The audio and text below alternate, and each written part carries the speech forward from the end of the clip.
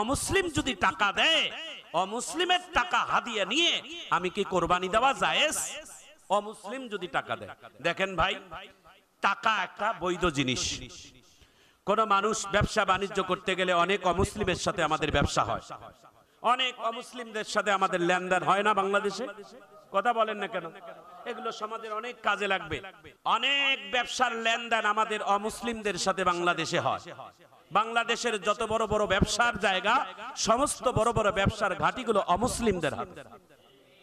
লেনদেন, আমার ব্যবসার টাকা ভাই, লেনদেনের 1 লক্ষ টাকা পড়ে আছে। আমি আমার ব্যবসায়ী পার্টনারশিপ, আমি তাকে বললাম, দাদা বাবু আমাকে 1 লক্ষ টাকা দেন, না হলে আমার কোরবানিটা হবে না। অথবা ব্যবসা আপনার সাথে আমার আছে, 1 লক্ষ টাকা আপনি আমাকে দেন, আমি আগে কোরবানিটা সারি, বাকি কোরবানির পরে আপনার হিসাবের লেনদেন হবে। কথা কোন ঠিক কেন? এই ক্ষেত্রে যদি কোনো অমুসলিমের টাকা যদি আপনি দিয়ে কোরবানি দেন, তাতে কোরবানি হবে না এমন কথা নয়, কোরবানি হবে। কবে আপনার টাকাটা যেন বৈধ হয়, হালাল হয়,